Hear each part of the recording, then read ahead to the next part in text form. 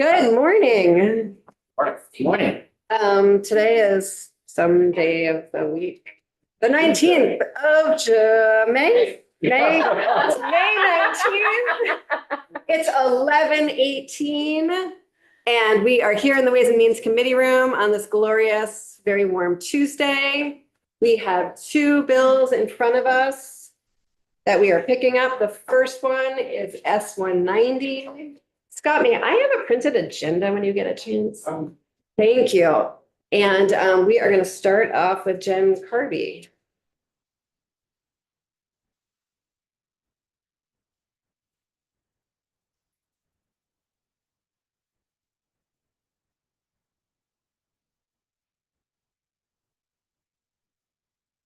Morning, Jen Kirby from the Office of Legislative Counsel. We are looking at S-190. I will put up on the screen.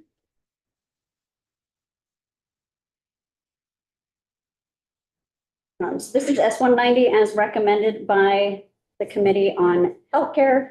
This is as it came over from the Senate, an act relating to the Green Mountain Care Board, reference-based pricing and studying the creation of a public employee health benefit authority, although the name is going to change by the time we get to the end of the amendment. So this is a strike all amendment. It starts out with some provisions around reference-based pricing, which you may remember from last year is the idea of having the Green Mountain Care Board set prices that are the maximum amount that can be that providers may accept for healthcare services based on a percentage of some known benchmark as the reference, generally thought of as Medicare, although it may be there's flexibility for them to use something else as they reference as well. So the first addition to the existing statute is to direct the board to use reference-based pricing to reduce hospital prices incrementally until they equal national median prices by hospital type by calendar year 2030. And to use high-quality nonpartisan data. Then the language requires, and you can tell me how much detail you do or don't want. Some of the reference-based pricing I don't think we need. provisions are going to have more relevance to this committee, at least sort of conceptually, than others. Maybe like summarize sections as Okay. dive into All right, them, so- if that works. Sure. And is this the one that we have a major amendment Yes. on? Okay. Yes, and so I think maybe we'll look briefly at the language in those sections in this bill and then hop over to the amendment and look at the language in the amendment, and then we can go back into the bill. So the first two provisions on this page are starting to have hospital prices expressed as a percentage of Medicare or another benchmark, so that we're starting to think of things that way and allowing hospitals to use their actual Medicare reimbursement amounts as opposed to sort of a standardized amount, which we use somewhere else in the bill to start.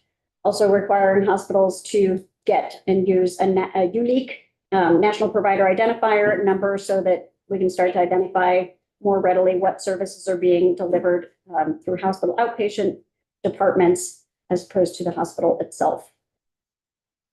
Sections 2 and 3 of this version are dealing with hospital budgets and budget review. We start off with the definition of Medicare adjusted base rate. So this is coming up with kind of a standardized Medicare payment amount that would be applied across the state for purposes of reference-based pricing. And then section 9, this would add a new 18 VSA 9459. And this general concept of having limitations on hospital reimbursements. So what hospitals will get paid for providing services to people on qualified health benefit plans. Those are the exchange plans and plans covering school employees. These are plans offered through VHI. That concept carries through, but the amounts are set differently.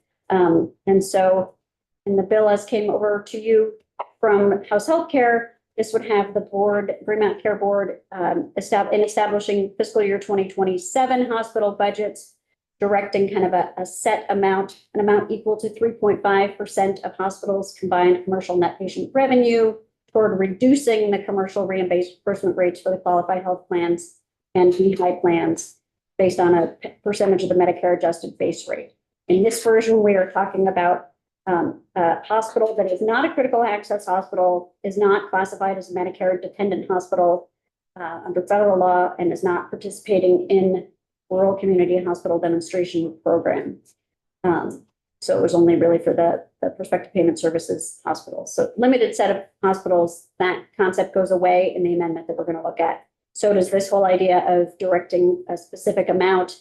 And then the bill, again, as came from House Healthcare, would allow the Green Mountain Care Board in establishing fiscal year 28 and 29 hospital budgets to limit commercial reimbursement rates for the qualified health plans and VHI plans to not more than 300% of the Medicare adjusted base rate in fiscal year 28 and not more than 250% of hospital fiscal year 29. This whole section is going out, so don't get wedded to any of this. Well, it's going out, it's a proposal of amendment. So this is the version that came over to you, so you should at least be aware of what's in it. Most of the rest of the provisions remain roughly the same from this version and the amendment, saying the carriers, capping the amount that the carriers and VHI can pay to the amounts that the Green Mountain Care Board sets, and prohibiting balance billing, prohibiting the hospitals from collecting more from the individual, from the patient than is allowed under these caps. And then if the hospital is required by the board's budget order to reduce its commercial rates more than what is done through whatever kind of Green Mountain Care Board directed limitations for these two plan types allows, then the hospital will be directed to reduce its commercial reimbursement rates that are more than 500% of the Medicare adjusted base rate, or if they don't have any of those, their highest ones. It's looking at bringing down rates that are the highest in comparison to Medicare. And then it directs the Green Mountain Care Board and Department of Regulation when they're doing their health insurance rate review to make sure that the qualified health plans and the VHI plans have reduced premium amounts to or reduced increases, but that these reductions in the reimbursement amounts are reflected in those premiums. So it's supposed to be directed to reducing those premiums. You're telling the regulators to make sure it is. Section 3 of the bill that came over from House Healthcare, and this section would be deleted in the amendment we're going to look at next, would increase the cap that was set last year on outpatient prescription drugs administered in a hospital setting, an outpatient or office setting at a hospital. It's currently 120% average sales price as the cap. This would have increased it to 130%. To give a little bit more money back to the hospitals. This section is coming out in the amendment. So I will stop here and pull up the amendment. And then we will go back to the other sections of the bill. Thank you. Here is the amendment, and I'll go a little slower on this because I think it's more of what you're going to be talking about. Is that posted? Oh, I did not send that one to you. It is on the House Healthcare website from Friday. And you want draft 2.1. All right, so this is sponsored by 7 members of House Healthcare. And it would strike out sections 2 and 3 and put in a new section 2 and have no section 3. So the new section 2 would, instead of codifying this concept of limitations on hospital reimbursements for the qualified health plans and VHI plans for fiscal years 27, 28, and 29, this would instead just have a standalone 1-year session law provision just for hospital fiscal year 2027. It also takes out the definition of the limiting definition of hospitals. So we're talking about all hospitals that the Green Mountain Care Board regulates. Our fiscal year, January. Fiscal year is October to September. It's the federal fiscal year. Right. Yeah, Right, the reduced calendar year, but all of our general hospitals are on that federal fiscal year.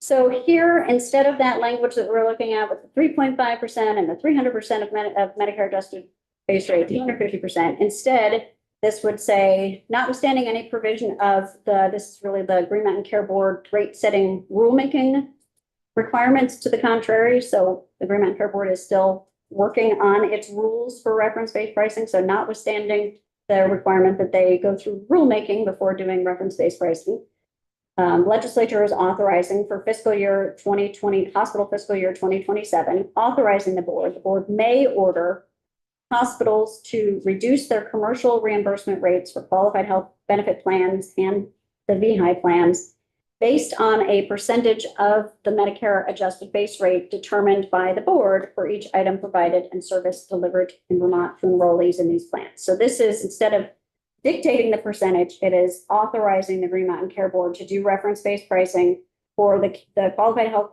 benefit plans and the VHI plans for hospitals for hospital fiscal year 2027. And then the rest of it is the same, directing the carriers and VHI not to reimburse more than the percentage that the board identifies for the hospital fiscal year for someone enrolled in the VHI or exchange plans. Sorry, Jen, 1 second. Prohibiting balance billing. 1 second. Representative Muslim? Qualifying question. So is this plan by plan? It's not item by item? The reference-based pricing. So they would be setting the amounts that hospitals, or capping the amounts that hospitals can charge for qualified health benefit plans and VHI plans for each item provided and service delivered in Yes, Vermont. it's to each enrollees. item that I was curious about. Right. So they can be quite specific if they think they need to. They can be quite specific if they think. Okay, thank you. Understood. This is for 2027 only. This is for 2027 only, yes. For hospital fiscal year 2027. Percentage can be 80%, it could also be 120%. The percentage of Medicare. Yes. Right, Medicare is sort of in general, at least historically, supposed to be cost. So, we'll see if there's anything that's below 100. But this is, part of the board looking at hospital budgets. And Is this all hospitals? this is all hospitals. This is not limited. to certain hospitals. So, and the rest of it is basically the same. There was a piece in the version that came out of the House about hospitals being able to adjust other rates. This doesn't get into that because it's not limiting those. And then it would strike out Section 3, which was the change in the outpatient prescription drug cap. So it would stay at 120% of the average sales price as in current law for the hospitals that are affected. And then the effective dates section changed because there was a whole piece around implementing Section 3, and now Section 3 is out. All right, shall I go back over to the Yes, please. Thank you. bill? Rest of the bill that came over from House Healthcare is not amended. Other than you'll see, again, when we get to back to the effective dates.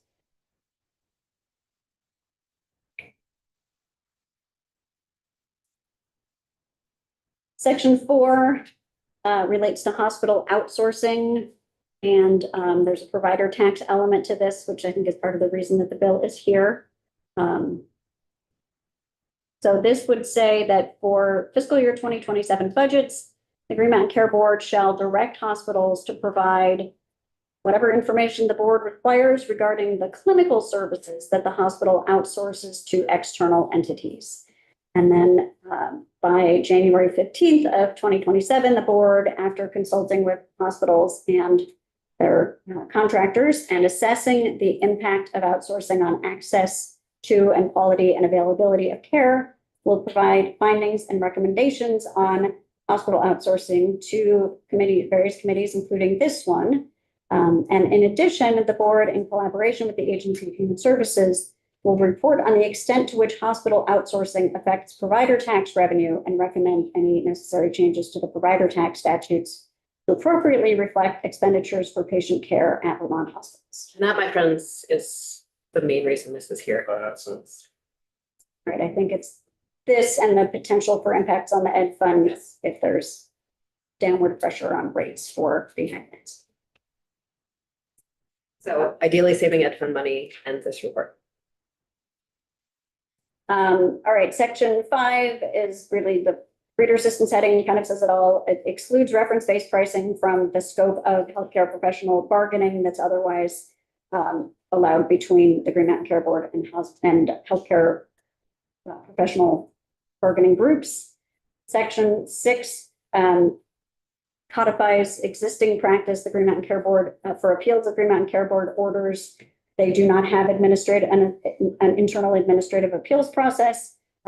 So appeals currently and will under this would continue to go to the Vermont Supreme Court. Section 7 and 8 deal with a new health system performance tool that the Green Mountain Care Board would develop and maintain. Public interactive tool with information on health system performance, and it would update that tool on a regular basis. Section 8 says that requirement to develop the tool is contingent on the board receiving sufficient funding from the federal government or another source for this purpose. I believe it was included in the Rural Health Transformation Grant application. Section 9 deals with critical access hospitals and Medicare outpatient cost sharing, and I don't know if this committee has done anything on this topic, but if you can join in the educational piece at the beginning here. It says General Assembly and Green Mountain Care Board have recently become aware of federal requirement that Medicare beneficiaries have to pay 20% of the amount charged for outpatient services, or of the amount charged for outpatient services delivered by critical access hospitals, not 20% of the amount that Medicare pays. So this is based on hospital charges, which are often quite high and are used as the basis for negotiations with insurers and other payers. And so while the General Assembly understands we can't invalidate this federal requirement, you're also recognizing that it has a significant, unfair, and negative financial impact on Medicare beneficiaries in the state's most rural communities, and that Vermont's critical access hospitals are some of the state's most financially vulnerable healthcare facilities. And so this section is trying to provide information to Vermont seniors and other Medicare beneficiaries about the federal requirement, while a working group of interested stakeholders tries to find appropriate and enduring solutions that don't undermine the financial sustainability of our critical access hospitals and that comply with federal law. So this requires critical access hospitals by September 1st. I have a question before Make sure I understand that. So if a hospital is charging 500% of Medicare, the payment for the senior would be based on 20% of 500% of Medicare, not on the actual Medicare payment. Right. Right. Which, and I think with the numbers in that example may mean that the patient is paying the full amount, the full cost. That amount may be significant. It may be so. Thank you. Quite significant. So this would have by September 1st of 2026, each critical access hospital must do all of the following. It must identify all of the outpatient services for which the amount the hospital charges equals 5 times or more the Medicare allowed amount for the service. Post prominently on its website and in outpatient departments of the hospital a disclosure about the federal requirement that Medicare beneficiaries are responsible for 20% of the charge, that Medicare beneficiaries may be able to receive care with reduced out-of-pocket costs from other providers, and how to contact the hospital's patient financial assistance department for more information. And the hospital must file its proposed disclosure materials with the Green Mountain Care Board for approval before posting. And then it asks, to the extent the board engages in efforts to address the Medicare outpatient cost sharing issue in hospital fiscal year 2027, it asks them to consider any proposals from critical access hospitals and other interested stakeholders and ensure its actions are consistent with ongoing hospital transformation efforts and the Act 48 principles. Finally, we have the effective dates. So as in the amendment, we would just have the act takes effect on passage. This whole long section about section 3 would go away in the amendment. Any questions for John before we go on? Yeah. Any reason in regards to what the hospitals have to do in advertising or reporting that they may pay 20% and not shall? It's a federal requirement. Right, so shouldn't it be shall? Says must. I'm not sure. Says may, Where are you looking? the next, page 15, I believe. So it says, most prominently, federal requirement that Medicare beneficiaries must pay Okay. 20%. Okay, I'm sorry. Okay, it must have been the must and the pay next together. We just need to receive care. And they may be able to receive care with reduced out-of-pocket costs from other providers. No, I just misread it. Okay. I'll make sure. Any other questions for Jen? Okay, thank you, Jen. Yeah. Do you have the vote on committee? Representative Black is gonna, after, okay. Nolan, I think you're next unless you would rather go next. Okay, great.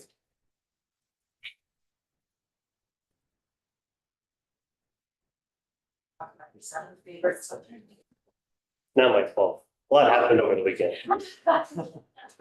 I'm just kidding. For the record, Nolan Lang on the Joint Fiscal Office. I think Jen stole my thunder. That's okay. I think the two main reasons that the bill is here is, as she pointed out, one is that the potential impact on the ed fund. And two, there's a study on the impact of outsourcing services on provider tax revenues. So in short, in terms of the impact on the ed fund, will be largely depend on how the Green Mountain Care Board implements this provision of the bill and the actuarially predicted and eventual actual utilization of services by VHI members at those specific hospitals. So we don't know how much those savings will be or how much it will impact the ed fund. I would also add that, and then the decisions that districts make about how to, whether to reduce their budgets as a result of cost savings or whether to keep their budgets the same. Yes, there's a lot of moving pieces before we see impact on the ed fund. And then in terms of the hospital outsourcing, like Jen said, directs the Green Mountain Care Board in collaboration with AHS to report on the extent to which hospital outsourcing affects provider tax revenue. Thanks. Any questions for Nolan? Thanks. Nolan, have you seen any trends in provider tax revenue because of outsourcing now? So the answer is, it was brought to our attention, I think about a year ago, and the Green Mountain Care Board has been trying to track it. It's so hard to tell like how much it has or hasn't impacted revenue. We won't know the impact until it's actually looked at because the trends are going up. So, and then things change. So we don't know how much that flux is that versus other factors. So that's what the study is going to help us identify. So for impact on the ed fund, we can see something that we would have to put in the budget and It would be, the impact on the ed fund will be, so the reference-based pricing will reduce costs, including the VHI. The issue is we just don't know how much to reduce costs. And so, and then it gets into the whole, like, what are the total costs of the system? And then that eventually will be built into how many pennies are you adding to the, it all depends on, to Representative Kornheiser's point, depends on how districts decide to use it. So there's a lot of moving pieces. we don't know when those moving pieces would occur. We know when that will occur if you pass the bill. We just don't know how it will actually, what those numbers will wind up. When will they occur if we pass the bill? I think this will go into effect and it'll be impact in the next cycle of premiums. So they'll put it, the January 1 is when the new plans go into effect. So this would in theory be affected in that year plan, but we don't know what that number would be. So it could lower FY 28 budgets. Potentially. If Sure. everything works out. Or offset the increase. Yes. I'm still trying to get over the fact that we would charge 500, 700% occur in some case of Medicare for certain procedures. How long has that pattern been true, or is that a gap that has been growing? That's a great question. I'm not a good expert to talk about the trends of hospital pricing. So I think I would defer to the Green Mountain Care Board in terms of how long they've been seeing things. It's a great question. Anyone else? Thanks, Nolan.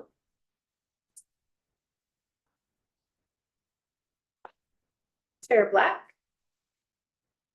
So I have gone back to my committee room 3 times to get the proper bills, and I have failed on all 3 occasions. So you want to ask me anything about other bills, I've got them prepared, but I don't have 190.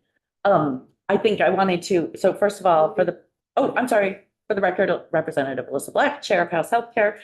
I wanted to just touch on the claims tax piece, through, hospital budget, orders and, hearings for last year's hospital budgets.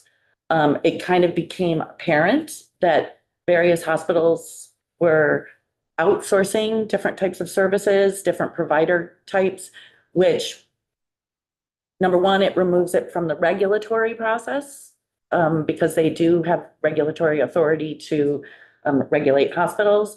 But again, what the effect is on the claims tax. And of course, your question, it's very difficult to know since prices are going up. So claims tax is increasing, and yet services are being removed that are being taxed. So, which is why this study is in here. Just to clarify, 'cause we're Okay. talking tax next. Did I say provider tax? This is. Oh, provider tax. Oops, sorry. Provider tax, since hospitals are on that. Regarding the reference-based pricing, this bill has had many iterations as it's moved through the Senate into the House. This is a reference-based pricing bill.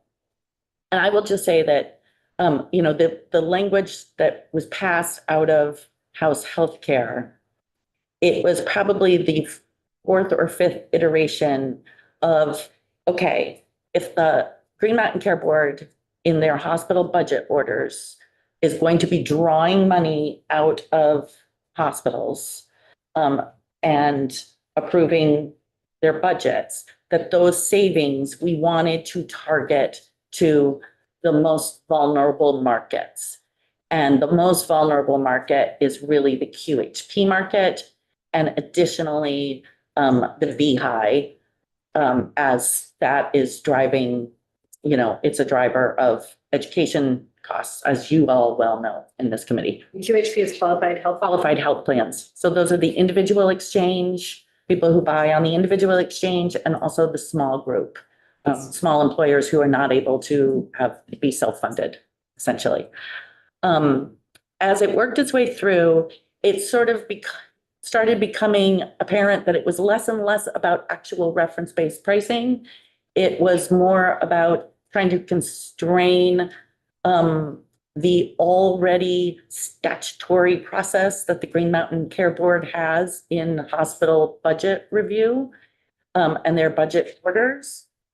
And when it left House Healthcare, it was sort of determined that we were inserting ourselves into a process which is well established, has been working, and it sort of lost the thread a little bit of what we were trying to do. And all we were trying to do is in Act 68 of last year, which was the reference-based pricing bill that we did, that passed, it was ordered in Act 68 that the Green Mountain Care Board shall essentially commence reference-based pricing for hospital fiscal year 27, which is coming up in October. Because the rulemaking process has taken so long, unfortunately, they weren't really able to implement reference-based pricing for hospital fiscal year 2027. So they came to us, the legislature, to ask for authority to be able to start, which is what we intended. So the amendment that you saw presented essentially pares it down to the Green Mountain Care Board in 2027 may start reference-based pricing. And when they're doing their hospital budget guidance or hospital budget orders, that they can direct those savings to these 2 vulnerable markets. That's what the amendment does. Thank you. And thank you for the continued work on reference-based pricing. It's, Thank you. that's not something we've been working on for a while. Yes, Representative Crumpton. Thank you so much. I appreciate it. I'm a little concerned about the percent as a standard because it seems like the underlying cost, you know, we were talking about targeting people who are procedures that are 500% or more. Oh, are you Okay. talking, I'm sorry, you're referring to the Medicare cost sharing piece. Yeah, between, Okay, yes. And my okay. concern is, Different thing. I know, yeah, it's in this bill. I wanted to go back to Yeah. it because the concern I have about focusing on a percent is that it would matter a lot if the underlying procedure is very high dollar, it seems like. This is an issue that House Healthcare has been looking into. I will tell you, this issue came to the Green Mountain Care Board through a public comment.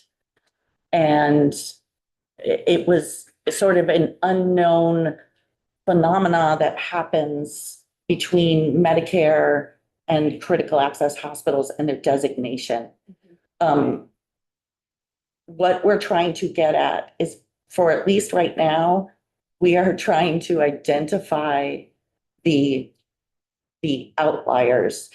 And I could explain to you what is happening, and it would probably take me 10 hours. I think I'm asking that question. Well, it's not, I understand the challenge in our critical access hospitals, but when we're talking about procedures that with commercial reimbursement rates that exceed 500% of the Medicare adjusted base rate, Mhm. if the underlying reimbursement for that or the price is $1, we wouldn't really care because then, well, we would, but it would not be as significant as if the underlying procedure was $5,000. I mean, I'm just wondering, do we know if the procedures or the, whatever you call it, that exceeds 500% or goes up to 700% more of than the Medicare reimbursement rate, are those big ticket items or are they little ticket items? Do we even know? They're both. And so why wouldn't we target the ones that are frankly crushing payers? I Not just by percent, but by dollar value. Well, I think you're referring to that the Green Mountain Care Board may sort of start ordering hospitals to start bringing down the cost of the most egregious rates. And 500 seems to be the level that everyone agrees that we just need to start identifying those. We don't even know what they are at this. And it sounds like you're quite constrained, we're quite constrained in our ability to do anything about Yes. this.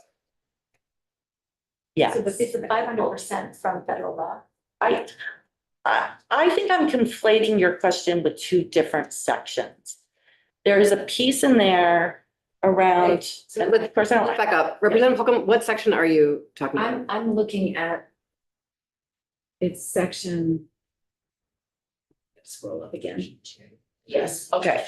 So it's, may I ask Ledge Council? Yeah, absolutely. That's the one pertaining to the board can also start bringing down the high dollar things or the. Jane Harvey, Legislative Council. I actually think what it's saying is that for hospitals, if a hospital is directed to reduce its budget by more than what is reduced by the QHP and VHI reductions, then the hospital is supposed to focus on its commercial rates that exceed 5% of the Medicare adjusted base rate. So in your amendment, that's on page 3. Is that what your question is about? That is it. Okay. My question is why we focus on a percentage as opposed to a base dollar. So what they do right now is their order will be, you know, you may increase rates on average 3%. So hospitals typically will take their entire charge master and they start raising rates on all their services so that it evens out to 3%. Some could be 5, some could be 1. They just have to be at an average of 3%. And rather than hospitals just increasing to meet budget orders or decreasing, because this year's budget order or guidance has come in at -1%, by just taking your whole entire charge master and reducing it by -1%. What this is allowing is hospitals, or it's asking hospitals to identify what their highest charge claims are as a percent of Medicare and start moving those ones down the most. Because as we move towards reference-based pricing, which in 27, 28, 29. As we get to that, we're gonna need to start equalizing and so it's just asking, so instead of just raising everything across the board or decreasing everything across the board, let's start with the high dollar. So when we fully implement reference-based pricing, it won't be such a shock to the system. Thank you. Appreciate it. A lot of 5%. Representative Bodie. So I made some notes while, I think while you were talking, if the Green Mountain Care Board takes money from the hospitals, then savings must go to the most vulnerable. So does that mean the hospitals who have money have to share it with those? What's going to happen to those? I use the word vulnerable, the most vulnerable markets. So Okay. the Green Mountain Care Board is going to have their budget orders. They do this every single year. They go through a whole process and they say, and this year, their guidance was to reduce by 1%. I think UVM has been -3%. The hospitals have also committed to sort of pulling sort of savings out and as they sort of right size themselves. And all this bill is doing is saying, take the amount of money that is being sort of pulled out already through the orders, and let's concentrate on using that to reference-based prices in these two vulnerable markets, the QHB market and the Beehive. So it's focused on reducing costs in those two markets. Yes. Okay, thank you very much. What happens to the hospital then? That tax or the hospitals, you take it out of their budget? The hospitals would need to take it out of their budgets anyways. And I'm not sure taking out of budget is really, they have their orders on how much revenue, and they cannot exceed their revenue caps. And whatever the orders come down on how much revenue they can collect, that money is going to be concentrated into, this is how they're going to achieve it by focusing it on reference-based pricing in these two markets. Thanks, Alyssa. We have one more bill and it's 5 to noon. So I'm wondering if, and we have fairly limited jurisdiction. So I imagine this is a very complicated set of policy and I would love if folks are to be able to follow up with sort of deeper questions about how it works with any of the lovely people sitting around the outer. Yes. Just real quick, Bill had asked the question, what was the committee's? Oh, yeah. Oh, yeah. So on the original bill, it was 10-1-0. On the amendment, it was 7-4-0. Straw poll. Brief question for Diane and she can answer out. So she can ask it, you can ask her later then. Okay, I'll do that. Great, thank you. Thank you, Alyssa. Thank you. You still have, I need legal counsel. Okay. I have a motion on S-190. Is it on the amendment offered by We're gonna do on Chair the, Black? and- actually the bill first, because the bill we have possession of, and then we'll do a straw poll on the amendment, because I believe it's a floor amendment. That's correct, anyone? Great. Look at me, tracking details. Okay. So then I would move, Madam Chair, that we find S-190 as presented to us as amended by the Healthcare Committee favorable. Thank you. Representative Kimball moves that we find S-190 favorable. Any discussion? On the underlying bill as it left House Healthcare. And then we'll straw poll the amendment. So Yes, he said as amended. I know, but it's not amended. So Is it on the amendment? it was amended when it came over. It's just S-190. S-190. Yep. So the motion on the table is to find S-190 favorable. That is the bill that came over from House Healthcare. I believe it was on a vote of 10-0-1. Is that what she just said? 10-1-0. Thank you. Any discussion on that? And then we'll straw poll the amendment after. Okay, thank you. Representative Burkhardt. Representative Brannigan. Yes. Vote yes, is Representative Burkhardt. Representative Higley. No. Representative Holcomb. Yes. Representative Kimball. No. Representative Maslin. No. Representative Odie. Yes. Representative Page. No. Representative Wazazak. Yes. Representative Canfield. No. Representative Kornheiser. Yes. We have voted the underlying bill favorable 7-4-0. Thank you. And then straw polling the amendment that we do not have possession of that's on the floor that was explained to us. And I just want to take a moment to just be appreciative of the way reference-based pricing is going to lower costs for the education fund. It's a really important piece of our cost savings universe. And I'm also looking forward to a new report. So straw polling on the amendment. All those in favor of approving the amendment? This is draft 2.1. Yes, draft 2.1 that we just looked at. All those opposed? So we have straw poll favorably 6-5-0 on the amendment. Thank you. Okay, S-197.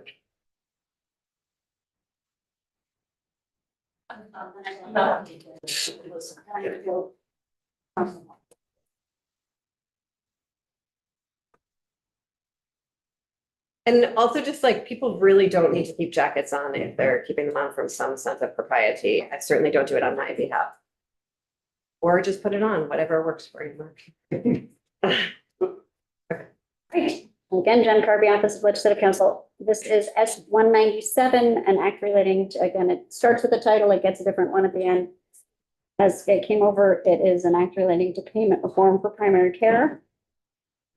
At the end, it will recommend changing that just to an act relating to reform for primary care.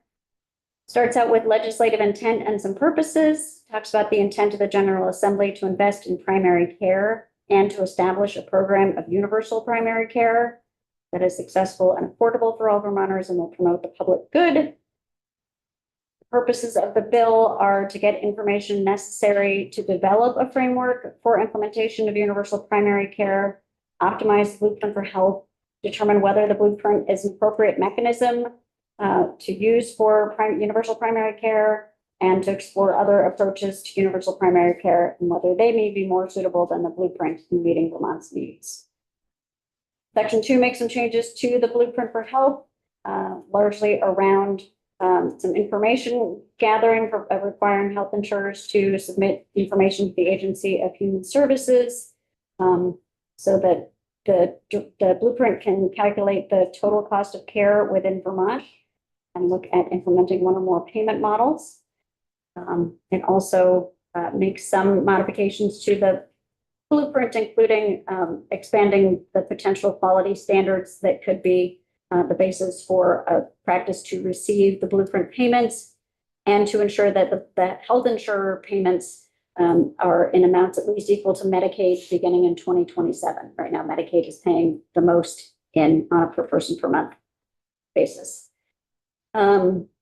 Section 3 has a report on blueprint payments to practices and primary care, and so has by January 15th of 2027, the director of the blueprint, in consultation with others, reporting to the healthcare committees on changes to payment amounts or payment methodologies or both. They would be needed to transition the blueprints per person per month payments to primary care practices to include a payment for the routine primary care needs of attributed patients were covered by participating plans. The report is supposed to come up with definitions of primary care services and primary care provider, which are always a problematic start to anything involving primary care because there's not full consensus on what should be included and excluded. Looking at different types of methodologies, recommendations on risk adjustment and attribution methodologies, various other aspects of methodologies. Just trying to hit the high points a little bit for you. Provide an operational plan and timeline for implementation. Provide a description of ways that the blueprint can optimize the delivery of services that are in its current initiatives and what that would cost and how much the per person per month spending would need to be increased to support that enhanced delivery. And then this is particularly where this committee comes in, recommend a process for moving to the healthcare claims tax, which is an existing statute, as the mechanism for funding the blueprint which was a suggestion in the report submitted by the Blueprint to the General Assembly in 2024 in accordance with this 2023 Act, including providing a potential timeline for implementation. And it requires the director of the Blueprint to be available upon request during this legislative interim to provide updates to the Health Reform Oversight Committee. What's the report? This big report is going just to the healthcare committees. We had been starting there was a lot of work done very last minute on this. So perhaps if we'd started from the beginning, it would have officially come to this committee as well, and certainly make an amendment to this committee. Yes, do so. Sorry. Oh, Nolan, yes, The record, no language fiscal. If I can just jump in, please you might do. want to actually create a new section. The reason I say this, upon further thought, I was looking at it, and it says, they're gonna shall report to the committees, regarding changes to payment amounts, methodology, that's, sorry, could we go to 11, I'm sorry. So the process, moving to healthcare claims and tax. If you go to the beginning of it, it's the people who are doing it, director, Blueprint, consultation, steering committee. In my opinion, they're not the right people to be analyzing the claim. Okay, so, okay, let's talk about all of that then when we Yes. come back. Okay, thank you. Yeah, Representative Matthews. It may very well go to Nolan, but Okay, so- it has to do with. okay, yeah. We're aware in this committee, a number of times we've dealt with healthcare claims taxes. And I was unaware there'd be sufficient revenue, and maybe there is, to cover what would be the expense of this. It seems to me they're mismatched, but maybe they're correct. I don't know. So And we can talk about that when Nolan comes up. Okay, thank you. Okay, thanks. Okay. What else is in here, Jen? Section 4 is a report from the Agency of Human Services on the baseline per person per month spend. What do we spend now per person per month on primary care services and for Vermont residents overall and by payer? Section 5 directs the Agency of Human Services to establish a target for the amount of per person per month spending on Vermont residents that should be for primary care services. How much should we be spending per person per month? And develop a transitional schedule that increases the target over time with a report back in January of 2028 with the spending targets and transitional schedule, as well as adjustments that may be needed for payer-specific differences. Section 6 is around the distribution of duties for healthcare regulation and healthcare reform. This is asking the Agency of Human Services, Fremont Care Board, and Department of Financial Regulation, in collaboration with the Office of the Healthcare Advocate, to evaluate what roles their respective organizations play in healthcare regulation and healthcare reform in this state, including certain programs and initiatives, and would have them identify where they think each healthcare regulation and reform function should most appropriately be located in order to kind of be the most efficient and optimized collaboration, and improve access to care, transform, safeguard hospital sustainability, and ensure solvency. And then they are going to each report back by January on how they think that the responsibilities should be split up, including areas of agreement and disagreement, gaps and overlaps, and any legislation needed to achieve their preferred organizational structures. And then it would also, again, require them to be available to the Health Reform Oversight Committee for updates between now and January. Section 7 directs the Agency of Human Services to report by January 15th of 2027 in consultation with others on recommendations for ways to accelerate the appropriate transition of patients from hospital care to care in a community setting, and some additional information there. Section 8 directs the Office of the State Treasurer and Agency of Human Services to collaborate with other Northeastern states to explore the potential for a regional universal primary care program that would be available to all residents of the member states, and report back on that in January. And finally, Section 9 requires health insurers not less than 60 days before they remove a prescription drug from their formulary to notify anyone who had filled a prescription for that drug within the previous year that they're not going to be covering that anymore. And That like what, that's sort of like a little bit of an extra thing that was tagged on because this was a bill that was moving? in the Senate. Okay. It's been on since the Senate. Okay, thanks. We take effect on passage and, they change. It's a nice thing. I'm glad that that's there. I was just like, I lost the thread first. So, okay, thank you. Questions for Jen? And if we could keep them narrow to our jurisdiction, given the hour, that would be much appreciated. Thank you. Sorry, Representative You can Page. talk later. Nolan, your turn. I'm going to go across. Okay, we're probably gonna need an amendment, but we'll. Okay, I will pop back in. I have to walk through it. Yep, thank you for being everywhere all the time, Jen.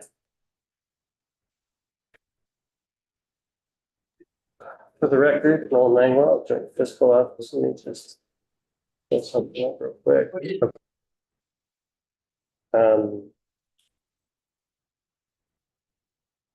Okay, yeah.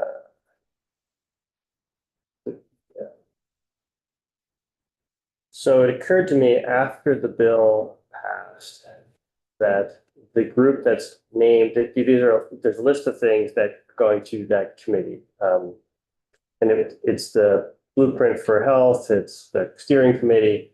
But when I looked at this particular piece, recommend a process for moving to healthcare claims tax, to me, that this group doesn't seem like the right group to be looking at. So if you're gonna think of an amendment, you might pull this piece out and then have blueprint for health director in collaboration with the tax department, et cetera, shall look at this and, something along those lines in terms of amounts necessary, whether it's an appropriate, to go to Representative Maslin's question and then have it come back to this committee as well. So that was my thought. That sounds good to me. I think it should also go to the Health Reform Oversight Committee. The Finance Committee. Can you work with Jen? Yes. No, thank you. Does anyone are there other fiscal things? No, that's pretty much it.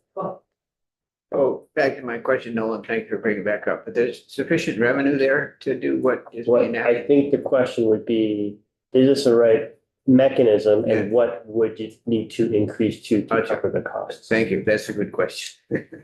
I think the idea behind it is that currently insurers pay practices for blueprints. So this would be I think the thought is this would be in lieu of the practices paying practices. Instead of doing that, they could do it through a claims tax. So it's like in lieu of, Okay. not on top of. Thank you, that's And that's helpful. part of the analysis. Thank you. Any questions for Nolan? So the analysis as a report. Report back.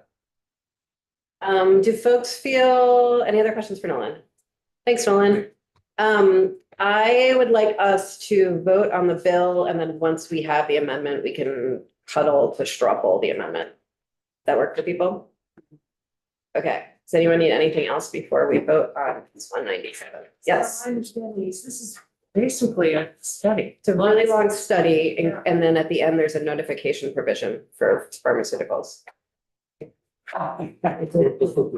which is a lovely notification provision.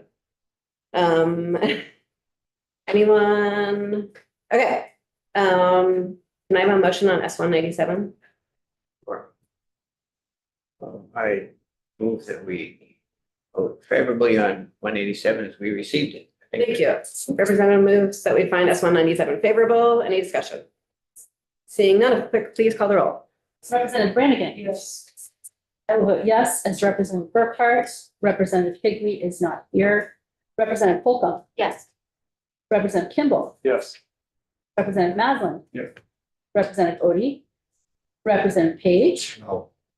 Representative Lazazak. Yep. Representative Canfield. Yes. Representative Kornheiser. Yes. We have voted the bill favorable, 9-1-1. Thank you, everyone. We don't have anything scheduled for this afternoon, but please stay attuned to all the things in case we have to do a thing.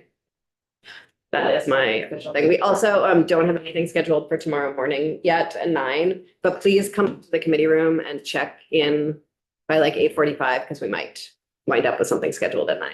Then we're still gonna vote on this. And then we'll vote on the amendment whenever the amendment arrives. Yes.